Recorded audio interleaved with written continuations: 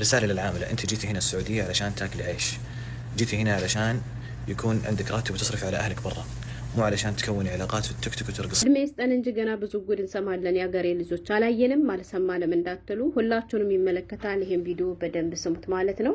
መልእክቱ የተላለፈው ከሳውዲ አረቢያ ከመክተብ ነው። በነገራችን ላይ አሰሪዎቻችሁ ይሄን ነገር ካሏችሁ በጭራሽ እሺ ብላችሁ እንዳትስማሙ አደራ ተጠንቀቁ። አሰላሙ አለይኩም ወራህመቱላሂ ወበረካቱ። ክርስቲያን ወገኖቼ ሰላም ብያለሁ። እንዴት ናችሁ? እኔ ያለው አልሐምዱሊላህ መይሙ ሸቃሊት ነኝ። ዛሬም በአዲስ ቪዲዮ መጥቻለሁ። አብራችሁኝ ቆዩ። ለቻናሉም አዲስ ከሆናችሁ ላይክ፣ ሰብስክራይብ በማድረግ ቤተሰብ ሁኑ። ውድ ቤተሰቦቼ የአገሬ ልጆች ከሁለት ቀን በፊት ይሄ ሰውዬ አንድ ጠቃሚ ቪዲዮ ይዞ መጥቶ እኔም ቪዲዮ የብዙቶች ችግር ስለሆነ ብዬ ወደ እናንተ ሸራ አድርጌው ነበር። ያን ቪዲዮም እንግዲህ ሐዋላን በተመለከተ ነበረ። የኢትዮጵያ ልጆች ከሳውዲ አረቢያ ወደ ዱባይ ብር ለምን እንደሚልኩ ብሎ በዝርዝር አስቀምጧል። እንግዲህ በዚያ ቪዲዮም አመስግኘው ነበር። ለምን ብትሉ ብዙ አረቦች ሰራተኞቻቸው ብራቸውን በኋላ እንዲልኩ ፍቃደኛ ስላልሆኑ ማለት ነው። የብዙቶች ችግር እንደሆነም ደግሞ ኮሜንት ላይ ለመረዳት ችያለሁ። በዚህ አጋጣሚ በጣም ብዙቶች ቪዲዮ ላኪልኝ ብላችሁ አላኩላችሁም። ለሁለት ወይ ለሶስት ሰው ነው የላኩት። ቁጥሬን ሰጥቼ ስልካችሁን አስቀምጡና ልላክላችሁ ስላችሁ አላስቀምጣችሁልኝም ማለት ነው።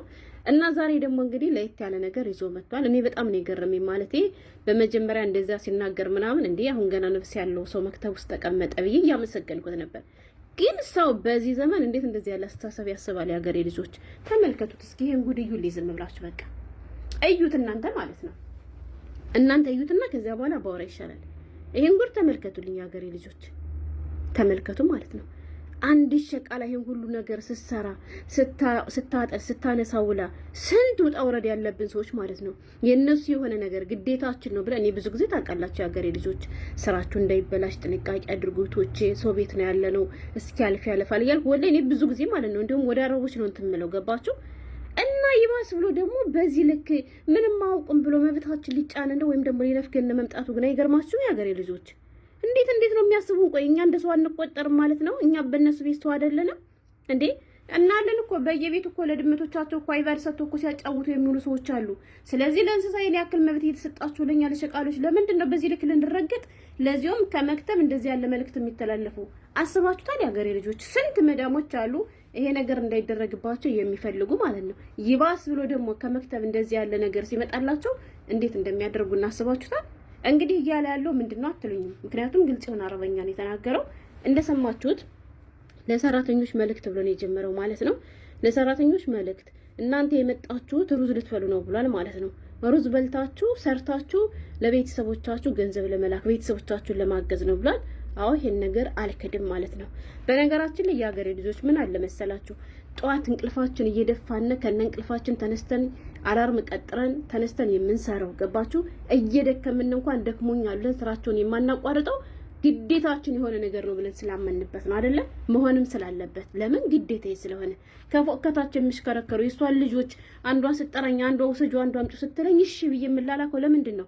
ግዴታዬ ነው ወድጄና ለምጄ የገባሁበት ብዬ ስለማምን ነው። ገብቷችኋል? ከመምጣቴ በፊትም ደግሞ ይሄ ነገር ስለተነገረኝ ስለዚህ ግዴታ የሆነውን ነገር ለሷ እሺ እንደምለው ሁሉ መብት የሆነውን ነገር ደግሞ ለሷ አሳልፌ ነው መስጠት አልፈልግም ሁሉ ለመናገር። እሱ ግን ያለው መብታችሁን ራሱ አሳልፋችሁ ስጡ እያለ ነው። እና ወደ ገደሉ ልግባ እስኪ ያናዱኛል ወላሂ ከምላችሁ በላይ ማለት ነው። እና ሩዝ ልትበሉና ይሰርታችሁ ቤተሰቦቻችሁ ልትረዱ ነው ብሏል። እሺ ብርቄ ሩዝ ጉዳይ ሆኖ እንግዲህ ይሁን እስኪ። አይ እንደው ድህነት እኮ ክፉ ነው የሀገሬ ልጆች። አረ ነው ይዘሮ መዳን ፈላባቸው። እርግጠኛ ነኝ ግን ይሄን ነገር ለማን እንደሚሉት ታውቃላችሁ? ስለሚያዩ ብዙ ልጆችን የኛ አስተርጓሚዎች ናቸው እንደዚህ ያሉት እንጂ እነሱ ከመሬት ተነስተው ይሄን ነገር አይሉም። ለዚሁም በዚህ ዘመን ምክንያቱም እነሱ አሁን ያሉበትን ዓለም ስለሚያውቁ ማለት ነው። ገና የ2 ዓመት ልጅ ያለ ይበላ አትቀመጥም እኮ አሁን አይደለም እኛ የ20 30 40 ዓመት ልጆች ይቀርና ማለት ነው። እና ውድ ቤተሰቦቼ እናንተ ስራችሁን ስሩ እንትን አድርጉ። ነገር ግን እናንተ የመጣችሁት እኮ ቲክቶክ ላይ ወጣችሁ ልትጨፍሩ አይደለም። ቲክቶክ ላይ ወጥቼ ጨፍራለሁ ካልሽ እያንዳንድሽ ፖሊስ ጣቢያ ልትገቢ ትችላለሽ፣ ወይንም ደግሞ ቀራማ ሁሉ ሊደርስባችሁ ይችላል። ስለዚህ እንተርቡ ያኔ ተጠንቀቁ እንደዚህ የምታደርጉ ሰዎች። ከዛስ አስቡት የሀገሬ ልጆች ማለት ነው። በእርግጥ አሁን ሁሌ እምላችኋለሁ የሁሉም ቤት የራሱ የሆነ ደንብ አለው እላለሁ። ገብቷችኋል? ደንቡም ነው አለው። ለምሳሌ ማጥባቸው እንዲቀረጽባቸው እቃቸው እንዲቀረጽባቸው ልጆቻቸው እንዲቀረጽባቸው የማይወዱ ሰዎች አሉ። አዎ ይሄን አድርገን ፖስት ካደረግን አዎ እኛን እናስተት ይሰራ ነው። ገብቷቸዋል? ነገር ግን ቀኑን በሙሉ ሽሽከረከሩ ክፍሌ ውስጥ ከገባው በኋላ በራሴ ክፍልና በራሴ ስልክ የፈለኩትን ነገር የማድረግ መብት አለኝ። እውነቴን ነው የምላችሁ ወላይ እንደው እኔ ብዙ ጊዜ እላችኋለሁ ቲክቶክ ላይ ወጣችሁ የምትጨፍሩ እህቶች፣ ዝም ብላችሁ ያላግባብ ጊዜያችሁን የምትገሉ እህቶች አንድ በትክክለኛው መንገድ በኢሜል ከፍታችሁ ዩቲዩብ ምድረው ቲክቶክ አካውንት አሳድጉ። ሁለት ዩቲዩብ ከፍታችሁ ስሩ ነው የምላችሁ። ገብታችሁ ከሷ ቤት ተቀምጬ ስንት ነገር በስልክ የመስራት የምችል ልጅ ስራዬን ከጨረስ ግዴታዬን ከተወጣው በኋላ ምን አገባትና ነው በትርፍ ጊዜ ብቻ እነሱን የሚነካ ነገር አላድርግ እንጂ ሀገሬ ልጆች እንዴት ነው የሚያስቡ? እኛ ሰው አይደለንም? እኛ መዝናናት አያምረንም? እኛ ማውራት አያምረንም? እኛ አዲስ ነገር ማየት፣ እኛ አዲስ ነገር መፖስት አያምረንም? እኛ ማውራት፣ እኛ ሀሳባችን ሸር ማድረግ አንችልም? እንዴት ነው የሚያስቡት? ወለኔ በጣም ያናደደኝ ሀገሬ ልጆች እና ምን ልላችሁ ፈልጌ ነው ስልካችሁ ስትቀሙ ስልክ አትጠቀሙ ስትባሉ እምቢ የምትሉ ልጆች ማለት ነው ዝም አትበሏት። በራሳችሁ ብር ዳታ ሞልታችሁ ከሆነ የራሳችሁ ስልክ ከሆነ የፈለጋችሁት ማድረግ ትችላላችሁ። ግን እንዳልኳችሁ የእነሱን ነገር የሆነ ነገር ሳታደርጉ ለምሳሌ የጭፈራ ሱስ ያለባችሁ እህቶች ማታ ክፍላችሁ ውስጥ ገብታችሁ የፈለጋችሁትን ሙዚቃ ከፍታችሁ ብትፈልጉ በአረበኛ ብትፈልጉ በአማርኛ ብትጨፍሩ ምን አገባት? ያገባታል? ክፍላችሁ ተሰጥቷችኋል አይደለ? ነገር ግን ከነሱ መኝታ ክፍል ገብታችሁ የሷን ልብስ ለብሳችሁ ልጆቿን ይዛችሁ እቃቸውን የሷን የሆነ ነገር ተጠቅማችሁ ይሄን ነገር የምታደርጉ ከሆነ አዎ በህግ ያስቀጣናል። ያገሬ ልጆች አይፈቀድልንም። ገብቷችኋል? እኔ ብዙ ጊዜ ላለው ቲክቶክ አንታይም ብላችሁ እንደዚህ የምታደርጉት ተው፣ ስልክ ቁጥራችን ስላላቸው በቀላሉ ያገኙናል ምናምን እላለሁ። እሺ ለምን የነሱ የሆነ ነገር የማይፈልጉትን ነገር አለማድረግ ገባችሁ? እና ግን ስራዬን ከጨረስኩና ክፍሌ ውስጥ ከገቡ በኋላ እንደፈለኩ ምን አገባው ነው ጥያቄ። አንቺ ልትጨፍሪ አይደለም የመጣሽው፣ ልትሰሪ ነው እንጂ የመጣሽ፣ ሩዝ ልትበይ ነው እንጂ የመጣሽ። እኔማ ክብሬ በቀደም ቪዲዮ ሰርቼ ነበር፣ ዛሬ ልጫወትብ ነበር። ደግሞ ግን ፈራው። ምን ታደርጉታላችሁ ያገሬ ልጆች? ግን አትስሙት፣ ወላሂ ሞኝ አትሆኑ። እንደውም ቢዝነሳችሁን ስሩ፣ ተንቀሳቀሱ ያገሬ ልጆች።